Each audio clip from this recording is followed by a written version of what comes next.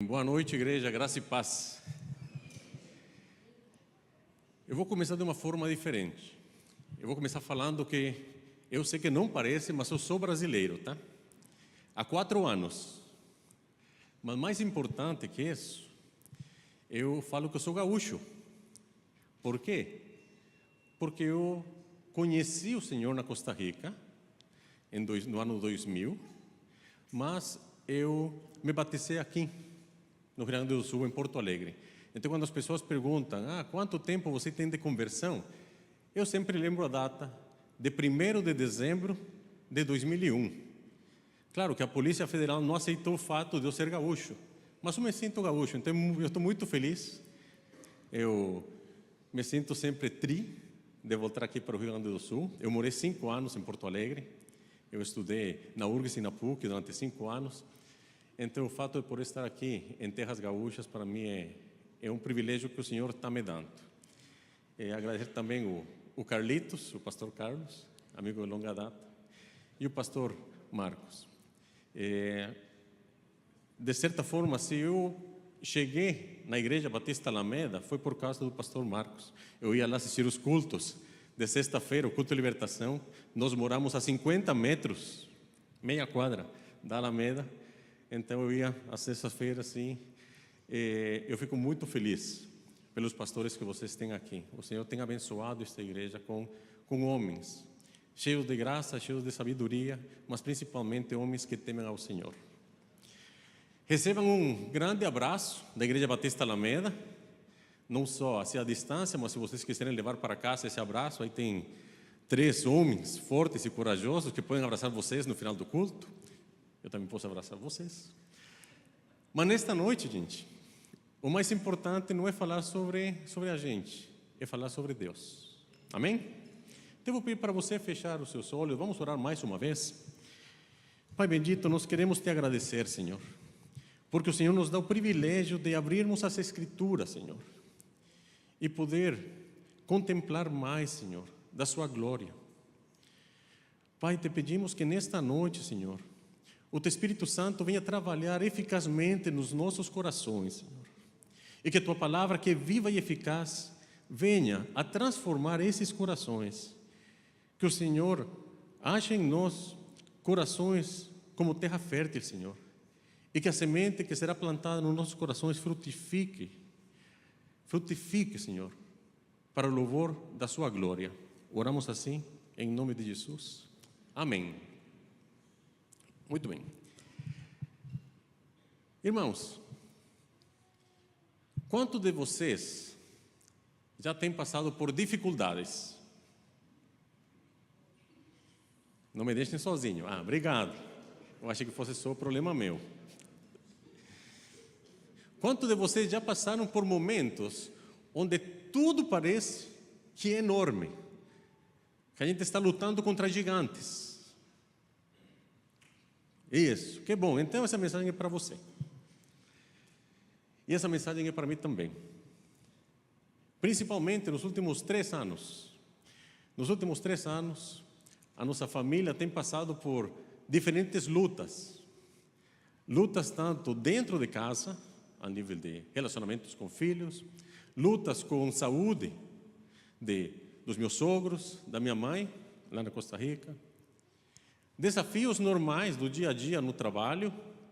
Eu trabalho como professor na Universidade Federal do Paraná, no curso de odontologia. E desafios dentro do ministério. E eu vou ser bem sincero com vocês, às vezes esses desafios fazem com que a gente ache que o futuro é desafiador, é difícil. Esse futuro parece que é grande demais para nós. E a gente não sabe nem como lutar. E a gente acaba cansado, acaba preocupado, angustiado, ansioso. Está todo mundo acompanhando, certinho? Está todo mundo entendendo? Meu português está bem? Ótimo. E a gente fica pensando, Senhor, o que o Senhor está fazendo? Senhor, será que o Senhor esqueceu de mim? E as circunstâncias fazem com que o Deus a quem nós servimos diminua. Agora, é óbvio que Deus não diminui. O que diminui? O que diminui é a percepção que nós temos acerca de Deus. Porque as circunstâncias ficam tão grandes que nós esquecemos do tamanho do nosso Deus. Então, o título da mensagem de hoje é justamente essa: o tamanho do nosso Deus. Porque, irmãos, quando Deus diminui, ou a nossa percepção de Deus diminui, os problemas ficam enormes. Quando Deus diminui, os homens parecem poderosos demais. Os problemas parecem poderosos demais. O futuro se torna incerto. Os nossos fundamentos se abalam. Parece que a nossa fé começa a ficar abalada também. Quando Deus diminui, o futuro fica assustador. A gente não consegue nem pensar num amanhã além. A gente fica preocupado com o dia de amanhã.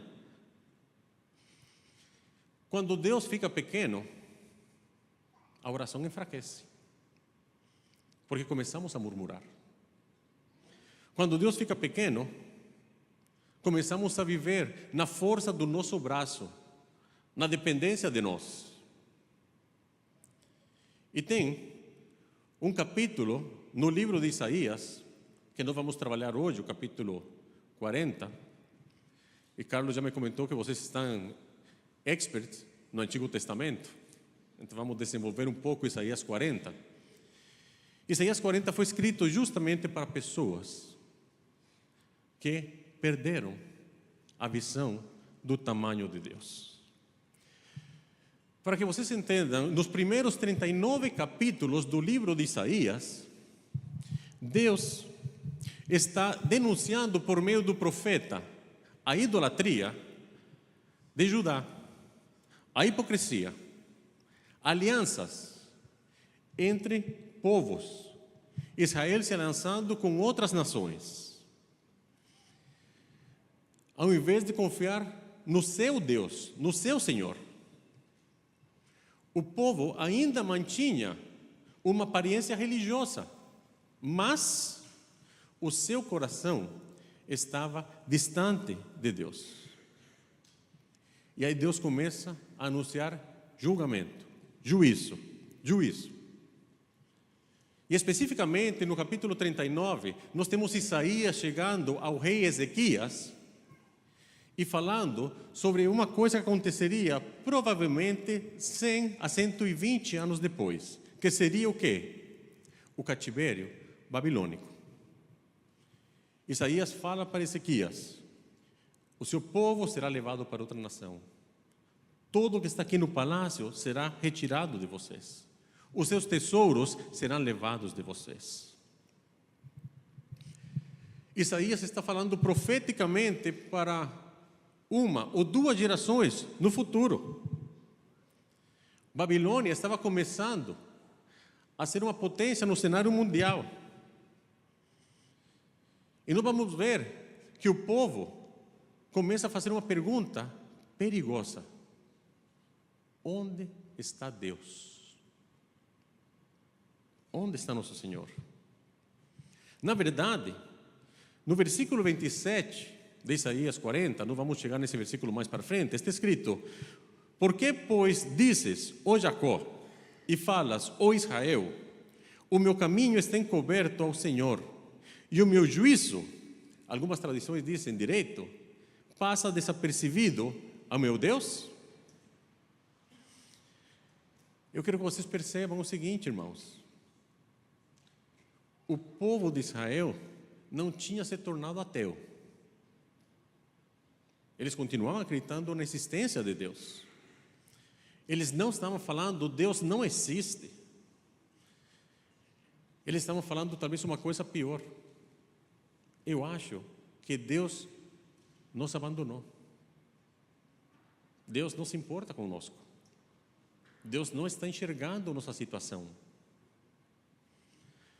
Em outras palavras, o problema não estava na Babilônia.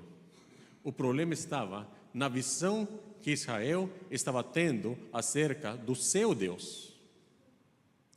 E aí então entramos a esse magnífico capítulo, que é o capítulo 40. Mas antes eu quero que vocês entendam que muitas vezes eu vou falar eu primeiro, mas nós, ao invés de interpretarmos as circunstâncias a partir do Deus que nós temos, do Deus que nós servimos, começamos a interpretar Deus por meio das circunstâncias que estamos vivendo. E Isaías 40 foi escrito para corrigir isso. Vocês vão ver que Deus não começa falando sobre a Babilônia. Deus faz uma coisa muito, mas muito melhor. Deus se revela a seu povo. E a minha oração nesta noite é que o Senhor possa se revelar para nós mais uma vez. E que nós possamos aqui sair nesta noite mais apaixonados por Deus, mais apaixonados por Jesus, cheios do temor do Senhor, mas também cheios do Espírito Santo. E aqui eu abro um parênteses. O que significa ser cheio do Espírito Santo? É sermos controlados pelo Espírito do Senhor. Fecho parênteses. Vamos começar então em Isaías 40, no versículo 1. Depois de Isaías anunciar esse juízo que viria sobre a casa de Judá, vem as primeiras palavras. E talvez nós poderíamos pensar assim: qual seria a primeira palavra que deveria vir nesse capítulo 40? Talvez poderia ser castigo, juízo. Talvez Deus poderia se levantar do trono e falar: chega de pecado, chega de idolatria, chega de hipocrisia. Mas quais são as palavras que Deus fala? Consolai, consolai o meu povo, diz o Senhor. Meus irmãos, consolai, consolai, 2 vezes a mesma palavra. Significa uma intensidade. Deus deseja que o povo escute uma palavra de esperança. Mesmo no meio do juízo, Deus está falando: consolai, consolai. Mas o versículo fica ainda mais bonito, porque Deus continua falando: o meu povo. Não é consolar Israel, é meu povo. Depois de ser uma nação rebelde, Deus está falando: meu povo. Depois de idolatria, Deus ainda está chamando eles de meu povo. Depois do exílio, Deus ainda está chamando de meu povo. E continua: diz vosso Deus. Nosso Deus é um Deus de aliança. Meu povo, vosso Deus. Deus mantém uma aliança com o povo. A disciplina que Deus estava colocando sobre a casa de Judá não havia anulado a fidelidade de Deus nas suas promessas. Deus é um Deus de promessas e Ele é fiel à sua palavra. E isto já começa a ensinar 2 coisas para nós. Primeiro, que o Deus da Bíblia é um Deus santo.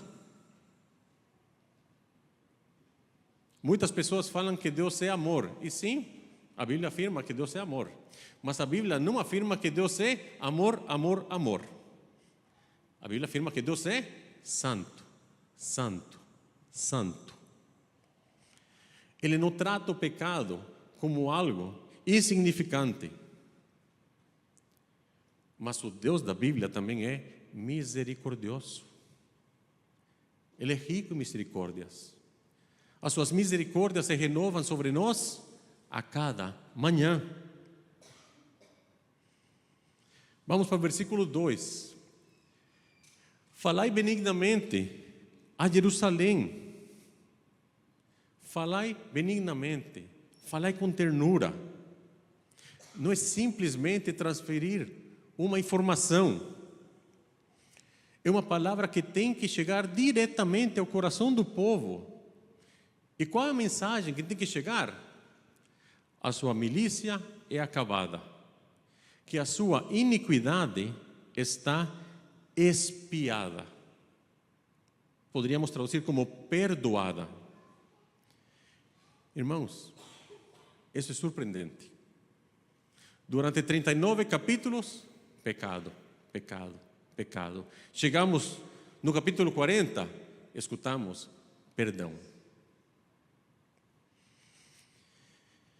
Deus não é apenas um Deus poderoso, um Deus soberano.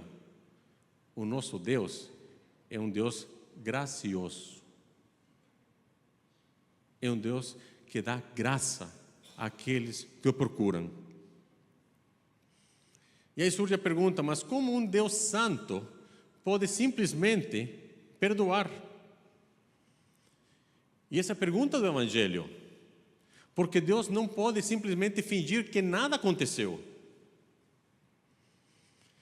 Se um juiz chegasse e inocentasse uma pessoa culpada, nós não chamaríamos isso de misericórdia, nós chamaríamos isso de injustiça.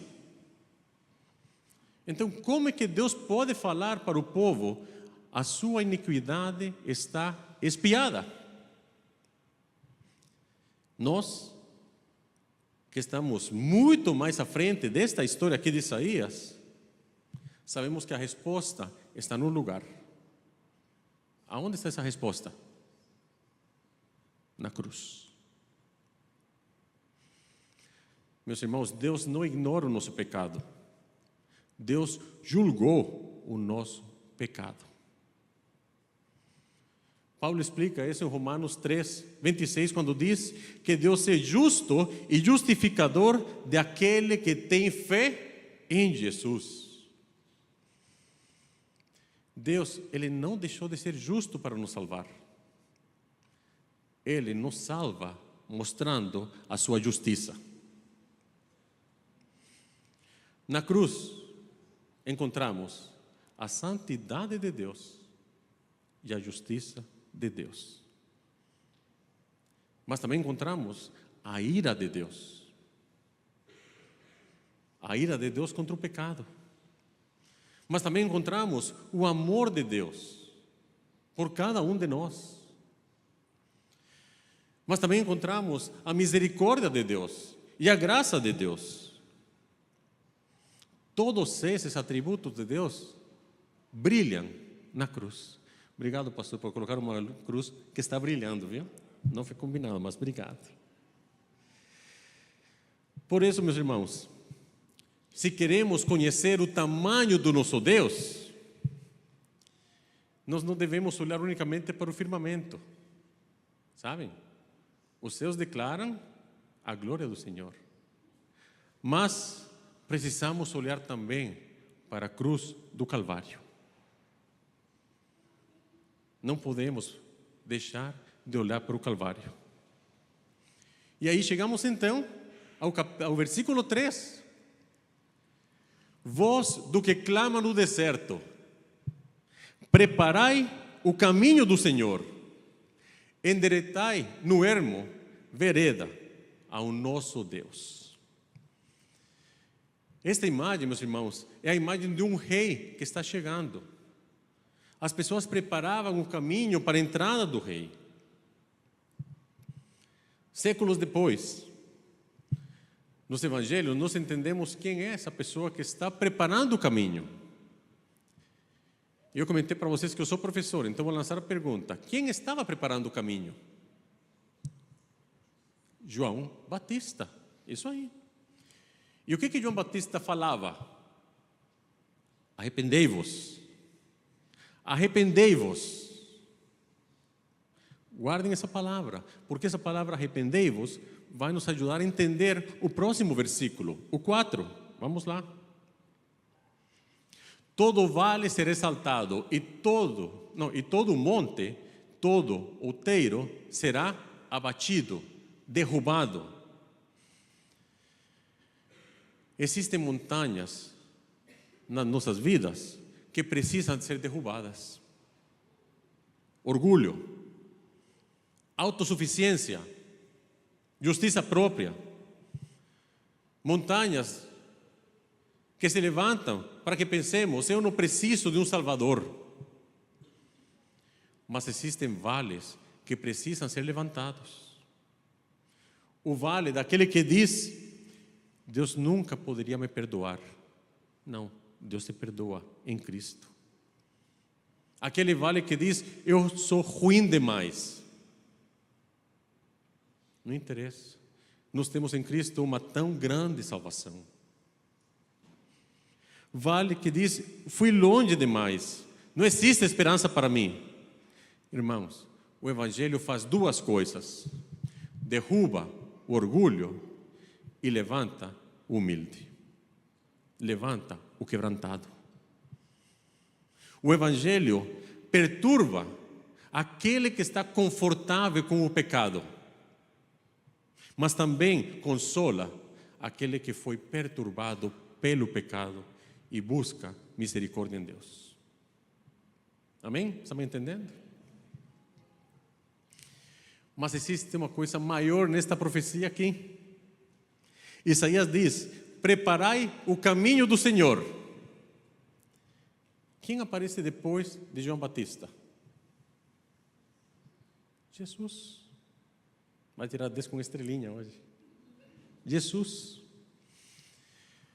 Pensem, meus irmãos, Isaías está anunciando a chegada do Senhor. Os evangelhos dizem que João Batista está preparando o caminho para Jesus. O Deus de Isaías está vindo ao encontro do seu povo. E temos o spoiler no Novo Testamento, que é Cristo que está chegando. Mas vamos para o versículo 5. Por isso encontramos no versículo 5, e a glória do Senhor se manifestará, e toda carne juntamente a verá. E chegamos a umas palavras mais bonitas na Bíblia. Glória. Glória do Senhor. A glória do Senhor é a manifestação da excelência de Deus, a excelência daquilo que Deus é. Irmãos, a santidade de Deus é gloriosa. A sabedoria de Deus é gloriosa. A justiça de Deus é gloriosa. O poder de Deus é glorioso. A fidelidade de Deus é gloriosa. Tudo o que Deus tem é glorioso. E chegamos então ao Novo Testamento, e o que João afirma? E o Verbo se fez carne, habitou entre nós, e vimos a sua glória. Eu não sei você, mas quando eu falo essas coisas, eu fico arrepiado, meus irmãos.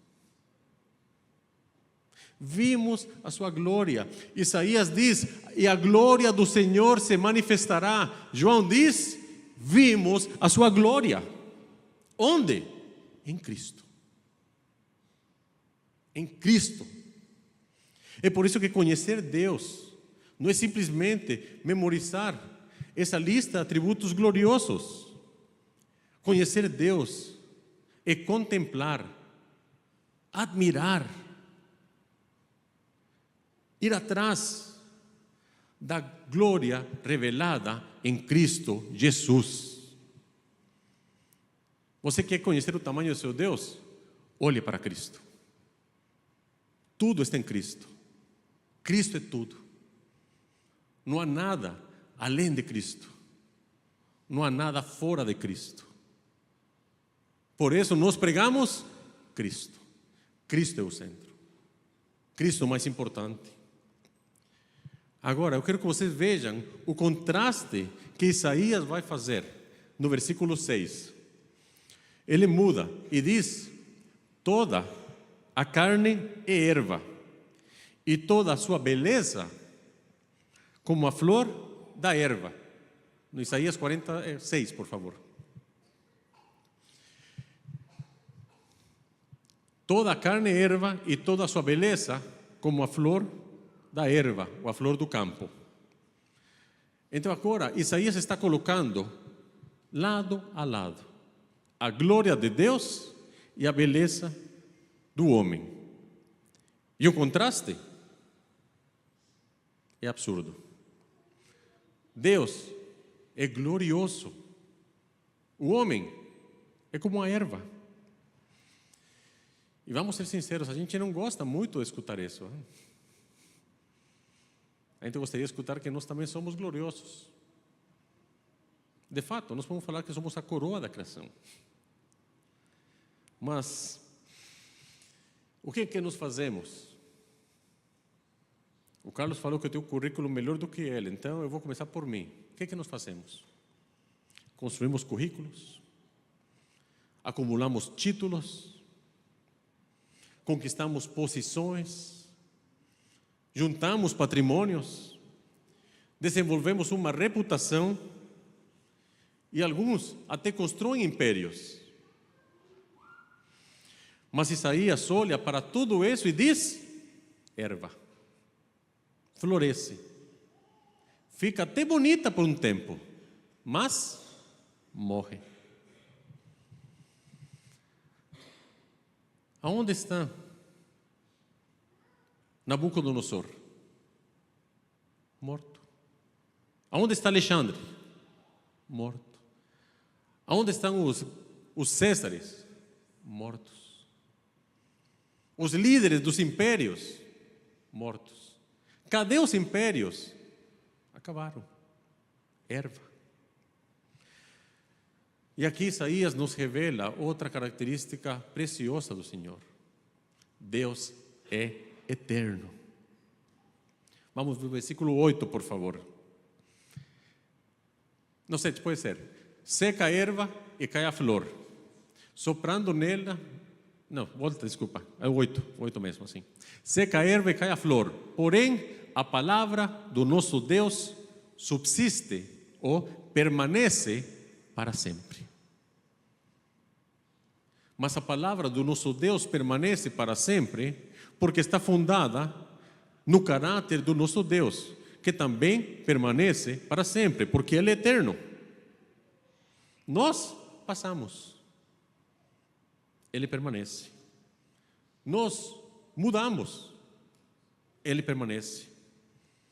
As civilizações passam e desaparecem, Ele permanece. E a palavra do Senhor permanece porque Ele permanece. E Ele permanece no seu trono reinando. Então a palavra tem que reinar em nós também. E chegamos então ao versículo 9, meus irmãos. Eu gostaria que você guardasse esta frase no seu coração. A frase final aí. Eis, aqui está o vosso Deus. O que Deus está fazendo aí? Deus vai puxar a cortina. O povo de Israel está pensando no que vai acontecer na Babilônia. E Deus abre a cortina e diz: eis aqui o vosso Deus. Israel, você está olhando para Nabucodonosor? Eis aqui está o vosso Deus. Você está olhando para os exércitos? Eis aqui está o vosso Deus. Você está olhando para seus problemas familiares? Eis aqui está o vosso Deus. Você está preocupado com sua situação financeira? Eis aqui está o vosso Deus. Você está preocupado com algum tipo de doença? Eis aqui está o vosso Deus. Pastor Marcos, estamos preparando para a casa do oleiro. E eu sei que isso gera muita expectativa e ansiedade em nós. Eis aqui está o vosso Deus. Amém? Nós não olhamos para o futuro com incerteza. Nós não precisamos olhar para as circunstâncias. Precisamos olhar para o nosso Deus. E aqui vão aparecer duas imagens impressionantes no próximo versículo. Vamos lá para o 10. Eis que o Senhor Deus virá com poder, e seu braço dominará por ele. Rei, soberano, poderoso. Ele está governando com vara de ferro. Vamos para o 11. Como pastor, apacentará seu rebanho. Espera aí. O mesmo braço? É, o mesmo braço. Com o mesmo braço, Deus governa as nações. E com o mesmo braço, Ele carrega os cordeiros. Esse é o nosso Deus. O mesmo Deus que governa é o Deus que acolhe. O mesmo Deus que julga é o Deus que consola. Irmãos, nós não precisamos decidir entre um Deus grande e um Deus próximo a nós. O nosso Deus é ambas coisas. Um Deus grande e um Deus que está perto de nós. Ele é infinitamente transcendente e maravilhosamente próximo. Ele é rei, amém? Mas Ele é o bom pastor também. Coloque todos os problemas diante daquele que governa e descanse nos braços do bom pastor. Agora, meus irmãos, vamos entrar no assunto. Qual o tamanho do nosso Deus? E aí Isaías começa a responder isso. Ele responde: vocês querem saber quem é esse Deus? Pibe de Montenegro, vocês querem saber quem é esse Deus? Sim, muito bem. Vamos para o versículo 12. Quem mediu na concha da sua mão as águas e tomou a medida dos céus aos palmos e recolheu numa medida o pó da terra e pesou os montes com peso e os outeiros em balanças? Aquilo que é incompreensivelmente grande, Deus descreve como algo que Deus mede. Isaías quer passar uma mensagem para nós de que Deus é incomensuravelmente grande. E como eu não consegui repetir essa palavra, eu vou trocar. Infinitamente grande. Irmãos, e isso deveria devolver para nós algo que eu acho que a igreja contemporânea perdeu. Sabe o que é? Assombro. A gente não se assombra com a grandeza de Deus. Quando a gente fala da grandeza de Deus, é como, Deus é grande. Meus irmãos, Isaías está querendo mostrar para o povo a grandeza de Deus. É para deixar a gente com o queixo para baixo, de boca aberta, admirados. Irmãos, a igreja tem se acostumado com Deus. E isso é fatal. Falamos de Deus com tanta facilidade, cantamos e usamos seu nome com muita facilidade. Até discutimos sobre Deus. Mas temos deixado de nos maravilharmos com Deus. Quando foi a última vez que você leu a Bíblia e falou: uau, esse é meu Deus? Quando foi? Isaías quer que nós recuperemos esse assombro. Versículo 13. Quem guiou o Espírito do Senhor? Ou como seu conselheiro o ensinou? 14. Com quem tomou ele conselho para que lhe desse entendimento? Vamos pensar nisso. Todo ser humano aprende. Você aprendeu a falar. Eu também. Eu vim para cá sem falar nada de português. E meu portunhol foi aperfeiçoando-se a cada dia. Hoje eu falo menos portunhol e um pouquinho mais de português. Mas precisei aprender. Eu não sabia andar. Tive que aprender. Eu não sabia ler. Tive que aprender. E eu tenho certeza que tudo aquilo que vocês sabem, vocês também tiveram que aprender. E Deus? Será que Ele teve que aprender alguma coisa? Nunca. Alguma vez Deus descobriu uma nova informação? Opa, aquilo eu não sabia. Nunca. Alguma vez Deus teve que parar tudo e falar: opa, olha, eu tinha um plano A, mas agora vou ter que mudar para o plano B. Nunca. Deus sabe de tudo. E meus irmãos, eu sei que os irmãos sabem que Deus é um Deus omnisciente e que Ele sabe de tudo. A gente não precisa aprender essa verdade. Mas nós precisamos sentir o peso dessa verdade. Quando Jesus fala, não andeis ansioso por coisa alguma, é por quê? Porque Deus sabe.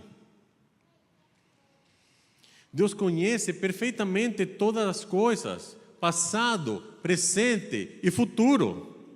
Ele sabe aquilo que já aconteceu, aquilo que está acontecendo e aquilo que vai acontecer.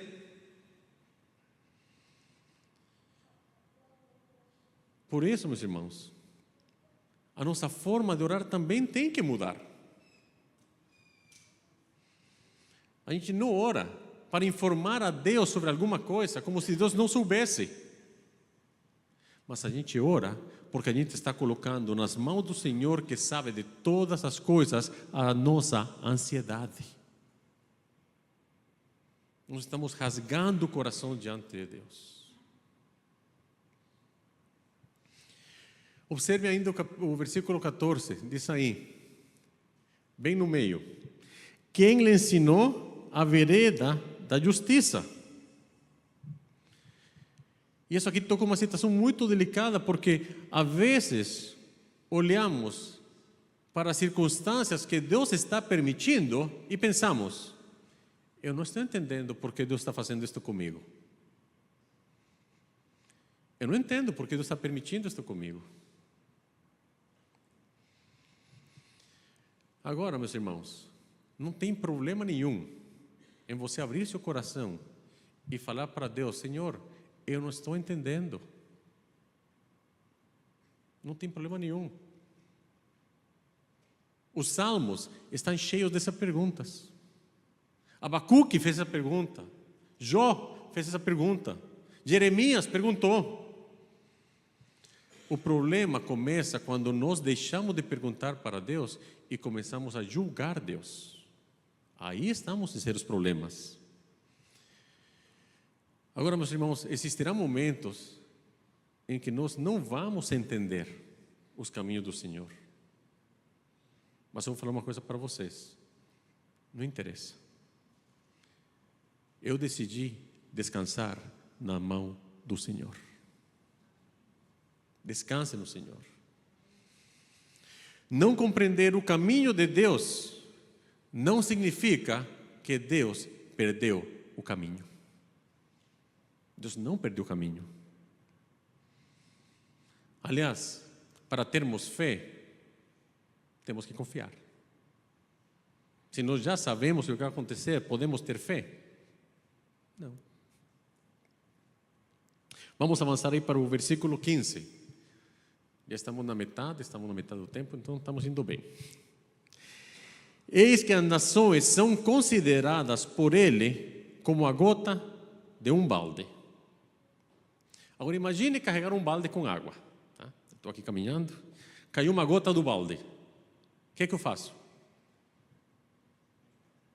Eu continuo caminhando. Não vou parar, tentar segurar a gotinha, colocar dentro do balde. Não, não vou fazer isso. Isaías diz: as nações são consideradas por ele como a gota de um balde. Deus olha todas as nações, todos os exércitos, todos os reis, todas as riquezas, todo o poder político e militar, e diz: são uma gota. Agora, irmãos, lembrem para quem Isaías está falando aqui. Para quem está falando?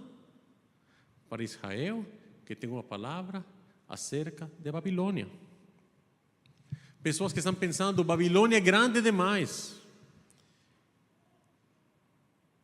O seu problema, você pode pensar que é grande demais. Sabe qual é o tamanho do seu problema para Deus? Uma gota. Uma gota. Aquilo que parece gigantesco aqui na terra, quando é visto do trono de Deus, é semelhante a uma gota. Precisamos começar a enxergar as coisas como Deus as enxerga. Não é sermos indiferentes, é saber quem está governando sobre as situações, meus irmãos. É saber em quem nós temos colocado nossa confiança, em quem que está resolvendo nossa situação. Talvez você esteja hoje olhando para uma Babilônia na sua vida, e você pensa: isso é grande demais.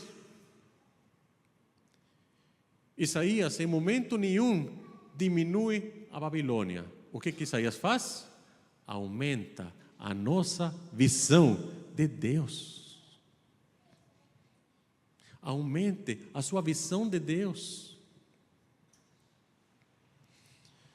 Vamos acelerar um pouquinho aqui, vamos para o 18. No versículo 18 e 20, aqui estes dois versículos, Isaías vai introduzir algo que eu coloquei aqui como se fosse uma ironia, e você vai entender por quê.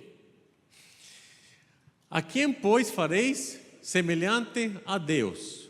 Ou com que o comparareis? Quando estava vindo para cá, eu vi que aqui perto tem muita plantação de eucalipto e acácia, hein? Quantos de vocês gostam de trabalhar com madeira? Ou já trabalharam com madeira? Alguns gostam. Muito bem. Isaías está falando justamente sobre fabricar um ídolo. Corta madeira, fabrica um ídolo de madeira, coloca na casa, a pessoa se ajoelha diante desse ídolo. E o mais engraçado, e eu falo isso, meus irmãos, porque na minha casa, na Costa Rica, tem muitos ídolos. O mais engraçado é que meus pais os colocavam de uma forma para ter cuidado para o ídolo não cair. E por que isso é engraçado? Porque o nosso Deus é um Deus que sustenta todas as coisas pelo poder da sua palavra. Mas o ídolo que é fabricado, nós temos que dar um jeitinho para que ele seja sustentado. O nosso Deus é o bom pastor que nos carrega, nos leva. O ídolo feito por mãos humanas é um ídolo que precisa ser carregado por mãos humanas. Entendem a ironia? Agora, meus irmãos, nos tempos atuais, a idolatria não terminou. Talvez a gente não tenha mais essas imagens de madeira. Mas nós temos que reconhecer que muitas vezes fabricamos falsos deuses. Por exemplo, fabricamos um Deus que sempre vai concordar conosco. E se não concorda conosco e não concorda com a nossa oração, o que nós fazemos com Deus? Ficamos chateados com Deus. Irmãos, isso é idolatria. Ou criamos um Deus que existe para me abençoar unicamente, para realizar os meus projetos, os meus planos. Meus irmãos, esse não é o Deus da Bíblia. Esse é um falso Deus. E isso é idolatria. Cada vez que nós reduzimos Deus a um Deus da nossa preferência, nós estamos repetindo o pecado da idolatria. O Deus verdadeiro, o Deus da Bíblia, não é moldado por nós. O Deus verdadeiro, o Deus da Bíblia, quer nos moldar à imagem do seu Filho. Essa é a diferença. Vamos para o versículo 22, por favor. Vamos avançar para outra verdade aqui em Isaías. Ele é o que está assentado sobre o círculo da terra. Eu gosto dessa expressão, ele está assentado. Sabe por que eu gosto dessa expressão, ele está assentado? Eu vou abrir meu coração aqui, confessar uma área que Deus trabalha na minha vida, o controle. Meus irmãos, eu gosto de ter controle das situações. E às vezes, talvez não controlar a situação, mas eu penso em A, B e C. E mas eu não pensei em D, E e F. Vamos pensar em D, E e F. Por se isso acontecer, eu sei o que posso fazer. E quando eu penso em Deus, eu penso que Deus está assentado. Eu estou assim, Senhor, o que eu faço, Senhor? O que eu posso fazer com isso? Posso fazer com isso? Gente, Deus não anda assim. Ele está assentado. Assentado aqui, irmãos, é uma posição de realeza. Deus não está andando nervoso pelo céu. Deus não está reagindo à última notícia. Deus não está perguntando, e agora o que eu faço? Ele está assentado. Ele está reinando, soberano. Agora, meus irmãos, isso não significa que tudo que acontece no nosso dia a dia, neste mundo, seja bom. Não. Deus está sentado e existe muita coisa má. E Deus, Ele nunca vai chamar o mal de bom. Não. Mas significa que o mal é incapaz de mudar os planos de Deus. Posso dar uma prova sobre isso? A maior demonstração disso está aqui na parede. A cruz. Qual foi o maior crime da história? Eu falei, sou professor, então vou ter que fazer perguntas. Qual é o maior crime da história, meus irmãos? A crucificação do Filho de Deus. Esse é o maior crime da história. Homens maus agiram. Pilatos foi responsável. Herodes foi responsável. Caifás foi responsável. Todos os sacerdotes lá do Sinédrio foram responsáveis. Mas sabem o que Pedro escreve? Aliás, o que Pedro fala em Atos 2? Ele diz que Cristo foi entregue pelo determinado desígnio e presença de Deus. Cristo foi entregue pelo desígnio e presença de Deus. Meus irmãos, o maior ato de maldade da história da humanidade, dentro da sabedoria de Deus, se tornou o meio para a sua e minha salvação. Entenderam? Sabe por quê? Porque Ele reina, Ele é soberano, e seus planos não podem ser frustrados. Então, se Deus foi soberano sobre o Calvário, Ele pode ser soberano sobre o seu problema, sobre o meu problema. Amém? E Ele será soberano sobre essa casa do oleiro, e teremos frutos em abundância para a glória de Deus. E vamos chegar ao clímax aqui, a melhor parte de Isaías 40. Vamos para o versículo 26.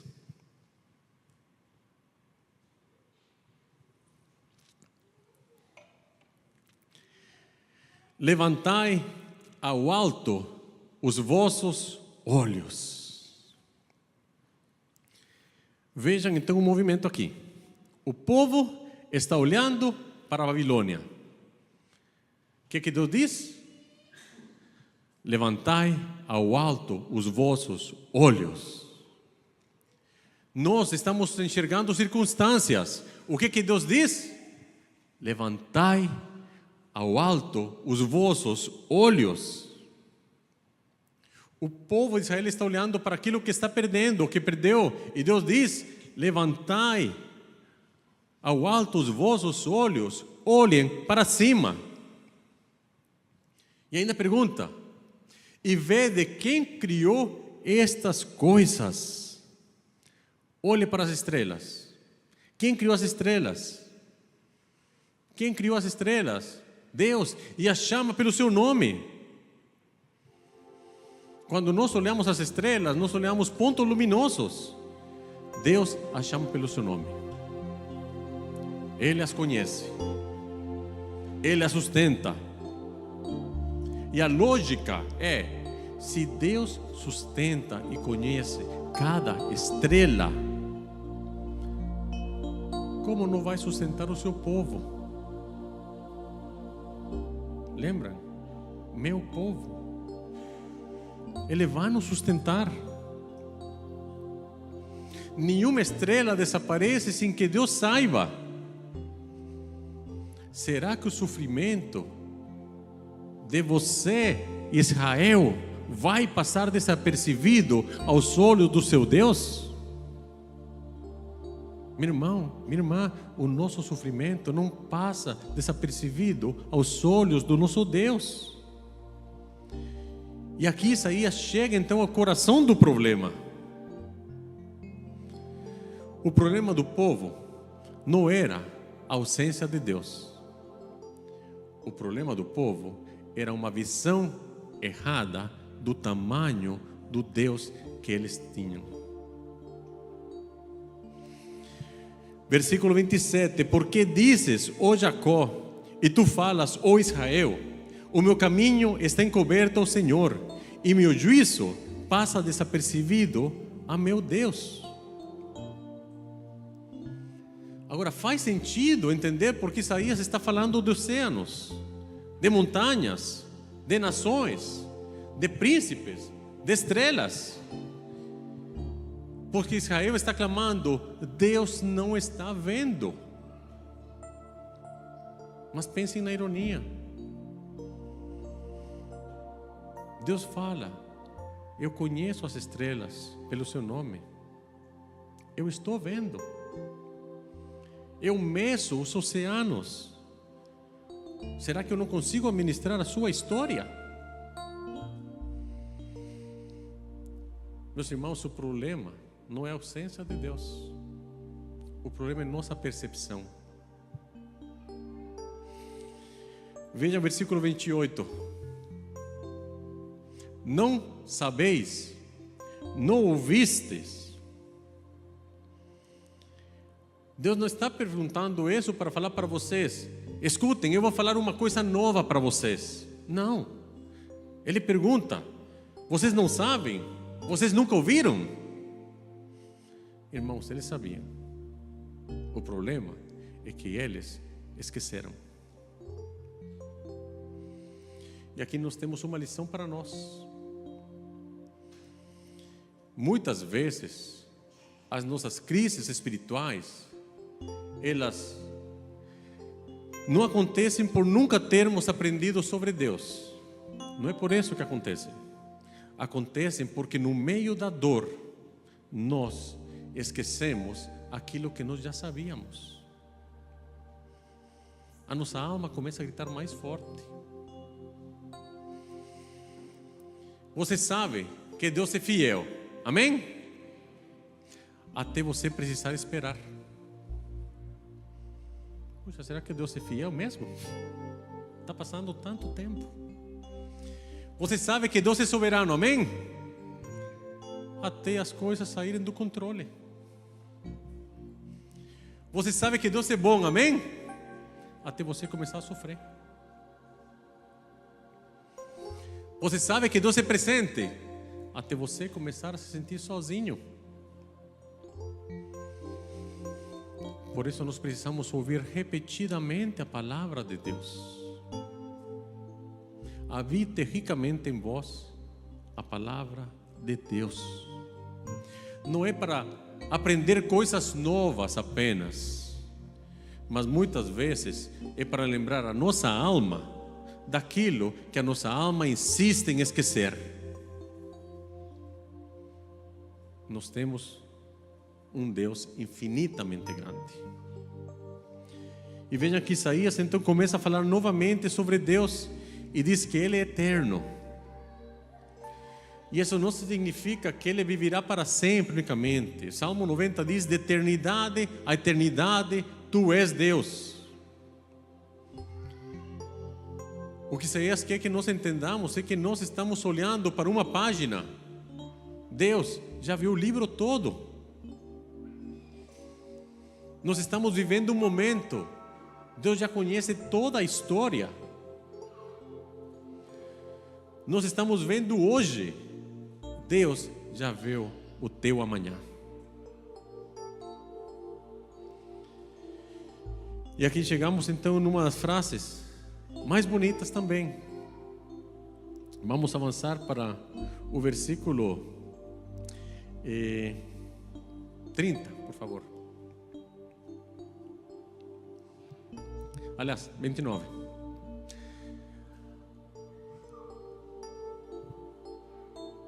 Não, está aqui. 28. Aí, 28. O Senhor, o Criador dos fins da terra, nem se cansa, nem se fatiga. Irmãos, Deus não se cansa nem se fatiga. E por que isso é importante? Porque Israel estava cansado. Eu não sei se você chegou cansado aqui, mas o seu Deus, Ele não se cansa. A gente, quando fica confuso, pensamos que Deus também pode estar confuso. Quando não vemos saída, achamos que Deus também não enxerga a saída. Quando esperamos muito, imaginamos que Deus se esqueceu de nós.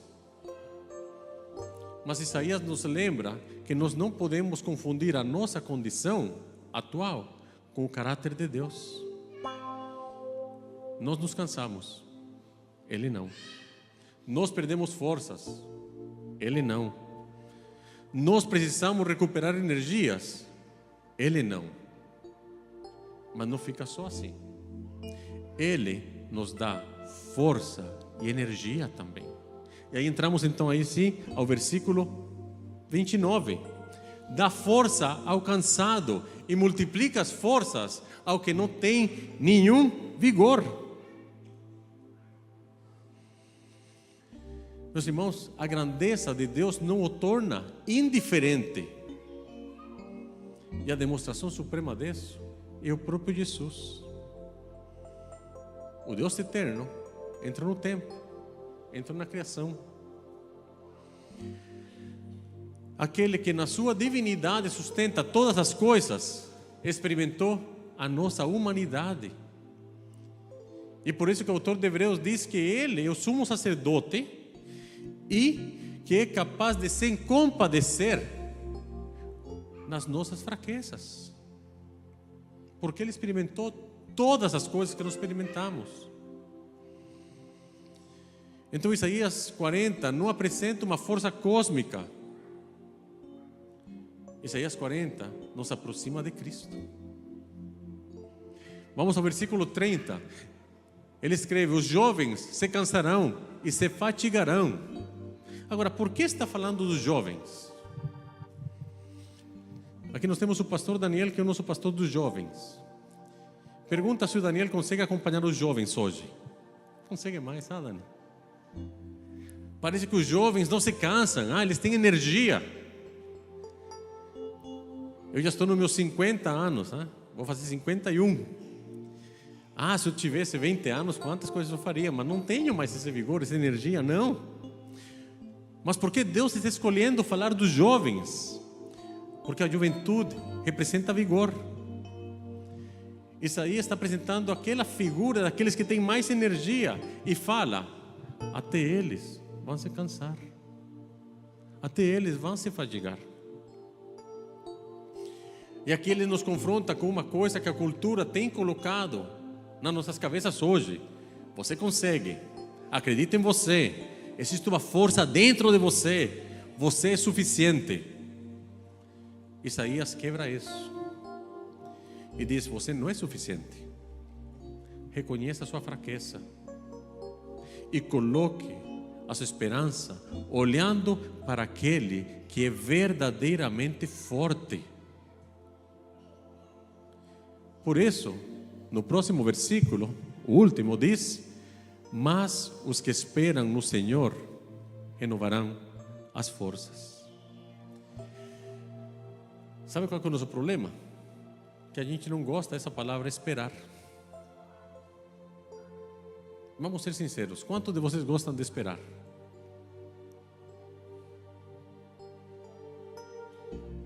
Eu vejo isso no dia a dia na universidade. Nós temos uma sala de espera. E a pessoa que está esperando ali é um paciente. Porque tem que esperar pacientemente a eu ficar liberado, um aluno ficar liberado para atender.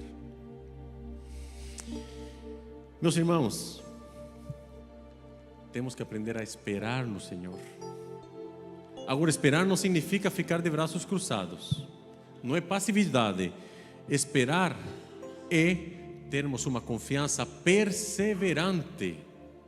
Isso é esperar. É depender do Senhor. Depender do tempo do Senhor.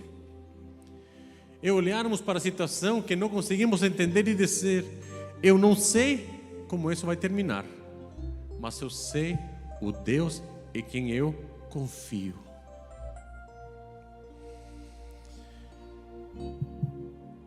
Eu vou falar uma frase e quero que você guarde essa frase no seu coração para terminar. A fé não é ter certeza. Aliás, fé não é certeza de que Deus fará exatamente aquilo que eu quero. Isso não é fé. Fé é ter certeza de que Deus, fé é ter certeza de quem é Deus, quando eu ainda não sei o que Ele vai fazer. Eu não sei o que Deus vai fazer com tantas coisas, meus irmãos. Eu agradeço porque vocês oraram pela Igreja Alameda, meus irmãos. Estamos passando por um tempo de sucessão pastoral. E precisamos das orações dos irmãos amados, daqueles que se preocupam com a Alameda. E eu não sei o que Deus vai fazer, mas eu sei que Deus fará. Eu não sei o que vai acontecer neste final de semana, na Casa do Oleiro, mas eu sei que Deus fará. Eu não sei como vai ser segunda-feira, quando a gente voltar para Curitiba com o nosso dia a dia. E os problemas estão lá esperando, mas eu sei que Deus fará. Então, qual é o tamanho do teu Deus? Qual é o tamanho do teu Deus? E talvez eu deveria fazer uma pergunta mais específica. Uma pergunta de confronto. Qual é o tamanho do teu Deus na maneira que você vive? Porque nesta noite nós podemos ter aprendido qual é o tamanho de Deus. Mas ao sairmos daqui nós temos que entender qual é o tamanho do nosso Deus na minha forma de viver.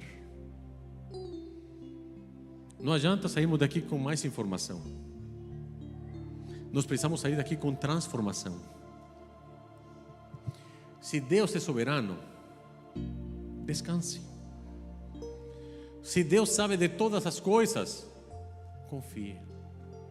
Se Deus é todo poderoso, nenhuma circunstância é maior do que Ele.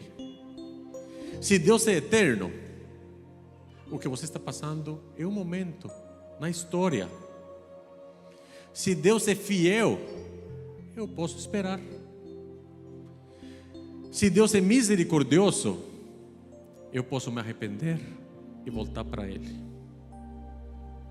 E se Deus é o bom pastor, eu não preciso caminhar sozinho.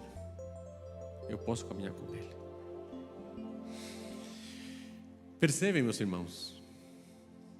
Se nós estivéssemos numa aula de teologia aqui, eu falaria para vocês: vocês vão sair daqui experts na doutrina de Deus. Nós temos falado hoje sobre a doutrina de Deus, mas não é doutrina para a cabeça. É uma doutrina para segunda-feira. É uma doutrina para quando estivermos no hospital. É uma doutrina para quando tivermos que tomar decisões. É uma doutrina para quando cheguem situações que não entendemos. É para viver o tamanho do nosso Deus. Então eu vou pedir um favor, pode ficar de pé. Pode fechar os seus olhos.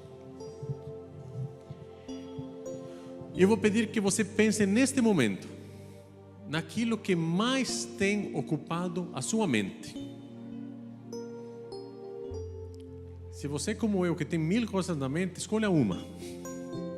Pense naquilo que tem ocupado mais sua mente. Não precisa falar, só pense.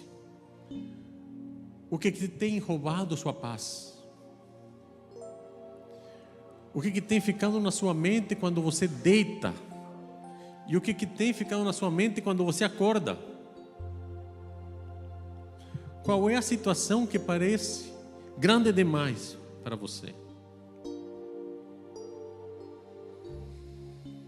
Nesta noite, o Espírito Santo quer falar com você. Não olhe para a Babilônia. Olha para mim. Levantai ao alto os olhos. Você não precisa continuar analisando o problema. Você precisa considerar o Deus infinitamente grande que você tem. Olhe para Jesus. Podem abrir seus olhos. Meus irmãos, Isaías disse: preparai o caminho do Senhor.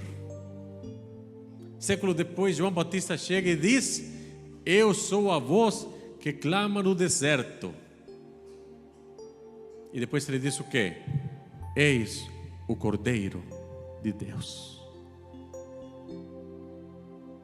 Isaías está apontando para o Cordeiro de Deus. Eis o Cordeiro de Deus. Eis, aqui está o vosso Deus.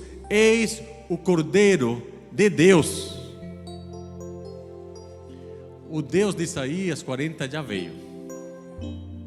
É o nosso Senhor Jesus Cristo. Então levante os olhos. Olhe para Ele.